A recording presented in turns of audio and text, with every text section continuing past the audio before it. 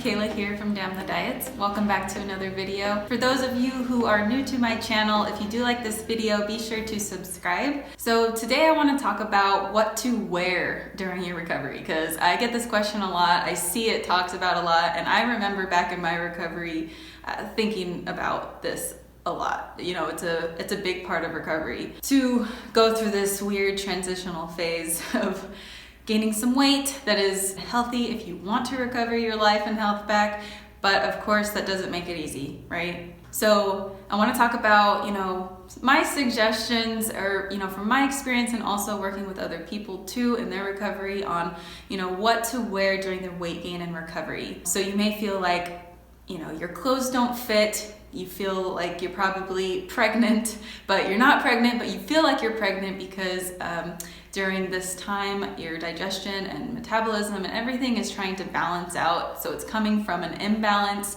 of chaos and damage and depletion and malnourishment. So when you go into recovery, oftentimes it's quite common and more often than not to feel super bloated, like you're 9 months pregnant. You may get comments from other people that say, oh, you look pregnant, or you just feel downright pregnant. I know I did. I was the one who got comments from other people saying, oh, are you pregnant?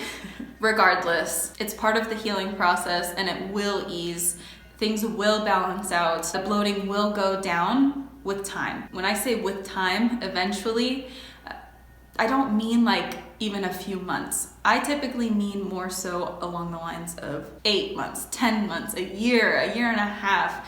It all depends on where you're coming from and how, committed you are to recovery. And if you actually have, you're being honest with yourself and you have let go of all restrictions, all compulsions, the over-exercise, the restrictions in your diet, all of them, the low carbs, the low fats, the ketogenic, the intermittent fasting, whatever you're doing, whatever your restriction of choice is, the one that you keep going back to that can keep you stuck. So anyways, I do want to mention though, the more that you try to focus on the weight gain, the more you focus on how pregnant you feel, like if you're just obsessed and preoccupied all of the time, this can actually keep you stuck, your brain and body stuck. And it's not until you let go and you just continue on living your life, living for experiences rather than food, and trying to constantly challenge yourself day in and day out, not to focus on your body, not to focus on what you don't like about yourself, not to focus on what you wish you could look like or what you wish you could act like or what you wish you were doing. Just focus on, accepting yourself right now where you are, because you are worthy of acceptance and love for yourself wherever you're at in life. So if you can't get to this point, it's gonna be really hard to ever mentally recover, especially, but oftentimes even physically. Really make that a priority to accept yourself right now. Go down that rabbit hole, start listening to Louise Hay or all of these kinds of people that really try to help you learn how to love yourself again and find your identity beyond your body and beyond food. Loving yourself is not cocky all the time. It's not selfish. It's actually the best thing that you can do for yourself, especially if you want to heal and break free from this. Anyways, back on topic, I want to talk about what you should try to wear during your recovery when you're feeling all sorts of uncomfortable, when your body starts to change. You may go through this identity crisis and you want to just break down and cry, which is okay to do. I cried a lot in my recovery because recovery, again, is not just about food and physical recovery. It's often so much more than that. Okay, so there's probably a lot of underlying emotional things that are going to come up when your brain and body are nourished again and you're able to focus on other things other than survival and food. So you're going to be able to feel emotions again and not be numbed by malnourishment. Don't get too down on yourself if you do get really overwhelmed, frustrated, and you cry, or you have a release or you have an outburst or whatever. It's normal, okay? You're human. So unless you're a cyborg or you're a malnourished human, it's pretty weird that we don't encourage emotional expression or coping, healthy coping, right? Anyways, what to wear. In my recovery, I lived in yoga pants loose fitting ones. I didn't try to get the smaller size just because of the number, you know, although it crossed my mind in the beginning, I couldn't accept that I was at a higher weight. So I would try to go for the lower number. Like, no, not anymore, not in recovery. That's not an option. Get yoga pants that are your size. Get clothes that are your size. You know, you're not a number. Don't think that you're less worthy or less successful because you're at a different number for your clothes now. Like, remember, you've probably heard this before, but I'm gonna repeat it again. Clothes are supposed to fit us. We're not supposed to fit clothes. Don't suppress yourself. Don't make yourself smaller to try to fit something smaller. Like, no, just get something that fits you now. I'm not trying to minimize it because I know it's still hard to do, but you know, through this process, I hope that you're challenging your mindset around this, because that's just self-sabotage behavior, is just trying to continue to fit into a size 0. So another thing I wore a lot is just flowy, not tight dresses. So, you know, luckily this stuff is in style anyways now, if you're concerned about that. So like yoga pants are fashionable now. Flowy, loose, baggy clothes. I still prefer that now. Like, I don't like super tight things. It's just so uncomfortable. And why would I want to be uncomfortable? Like, no, I don't even wear high heels. Because it's just so uncomfortable. And I remember this quote that people used to say, it's better to look good than feel good. I used to function off of that. And you know what? I'm like completely opposite of that nowadays. I'm like, I can find a balance and, you know, look good for what I like, you know, not trying to do it for someone else or trying to keep up with the Jones kind of thing, but also to feel good too. Yeah, again, baggy sweaters depending on what season you're in. Some of you guys are on the opposite side of the world as me. So flowy sweaters or baggy sweaters, or in the winter, or, you know, baggy, looser shorts, looser pants, looser, you know, jeggings. Those are really comfortable. I wore those a lot. So I heard someone in the comments say that they were getting maternity clothes. So heck yeah. Sometimes, you know, they have cute maternity clothes even now because, you know, like baggy clothes anyways. I don't care if it's maternity. So yeah, like if you want to get maternity, like who cares? That's just, is it coming from a place of ego and pride? Like, oh, I can't get maternity because that's embarrassing. Like, oh my gosh, what if people find out if I'm wearing maternity? Who fucking cares? If someone's judging you for wearing a maternity shirt, like, that's a questionable human being, and they probably are hurting inside themselves. So don't base, you know, your decisions and your life based off of someone else's insecurities. You know, don't take that on for yourself. Also, you may, like me in my recovery, you may have you may have gotten rid of some, but not all. So you're still trying to hold on to like maybe one little pile of clothing. Thinking like, what if one day, what if after recovery, what if, you know? So the if-then mindset. So try to let go of the last bit of clothes that you're hoping to fit into one day. If you fit in it when you were malnourished and starved, you're not gonna wanna fit into it in a healthy body, in a healthy state. Remember that. So, you know, if you're worried about money, which is a big thing, like me, I went to the thrift store a lot, you know? So I didn't feel too guilty about like spending too much money if the changes continue to fluctuate. So go to the thrift store or a local consignment store to save money. So again, try to stop holding on to the clothes with the mindset of, well, after recovery or once I get to this point, then I can wear them again. You know, again, the what if, what if, what if. By letting go of this aspect of the disordered eating, it will literally help propel you in your recovery. It'll be another aspect that you are letting go for what's to come. So by letting go and not holding on to this part of the diet mindset, the beauty culture mindset, you then can allow for more better things to come into your life. But you can't let these things come into your life until you let go. So there's a space to replace it with. So again, apply this to your mindset and the negative thoughts. You know, you can only replace them when, you know, you're consciously and mindfully aware of your thoughts and you're able to replace the negative thought with a positive one. And over time, it becomes easier. You can then continue to grow, you can move forward rather than staying stuck. And by not releasing the old clothes, this is self-sabotage behavior again. You're sabotaging yourself from moving forward. These clothes fit a different you, a starved you, a miserable you. And you are growing away from that. You're becoming something more and so much better. Hopefully you're starting to find yourself again and reconnect to your true self again, not the ego self that has been on autopilot for so long. So it's okay to let go. You're going to be safe. So repeat that to yourself, like, it's okay, I'm going to be safe. This is for the best. This is for the betterment of my life. I'm safe. Because you are on to bigger and better and more meaningful things in your life.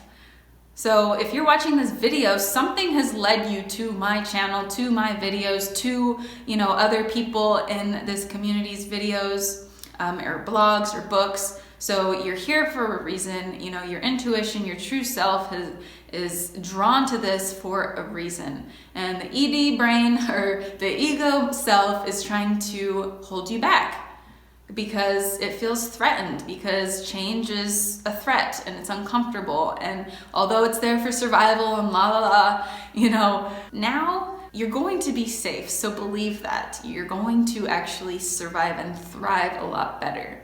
So, tell yourself that. Be kind to yourself, have self-compassion and be understanding of why you think the way you do, why you're where you're at, but it no longer serves you.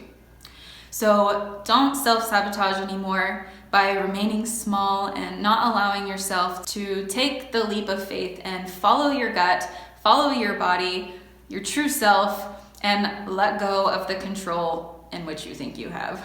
This is sabotage, not sanity. So choose sanity, and it will come as you continue to release and transform and find yourself through recovery and find your balance and work on your self-worth and believe in your value. It's okay. You're safe. Allow the body to guide you. So, don't keep holding on to the starved body and the size and the clothes that fit the old self. You deserve to feel comfortable in clothes, and there are plenty of cute, fashionable clothes and, comfortable and hella comfy too.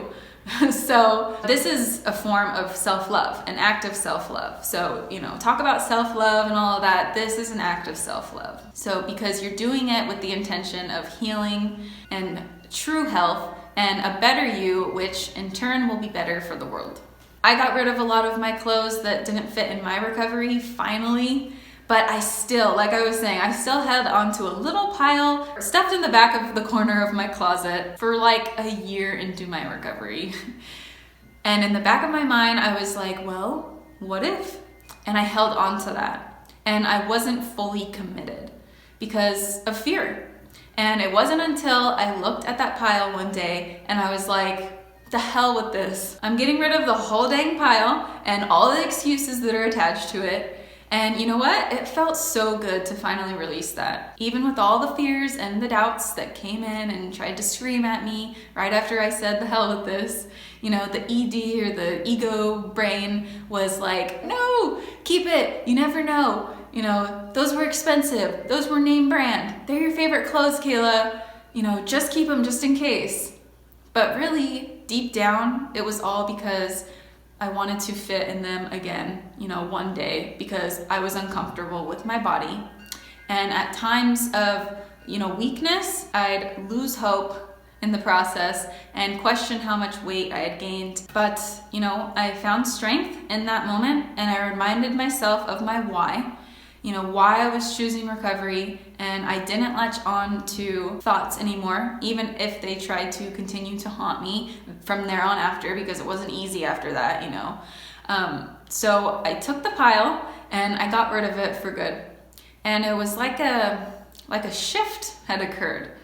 No, the weight didn't just fall off overnight, but that was a huge shift to where my body and brain and true self sensed that, I was finally at a next level, another level of commitment. And, things slowly continued to get better mentally, physically, and emotionally.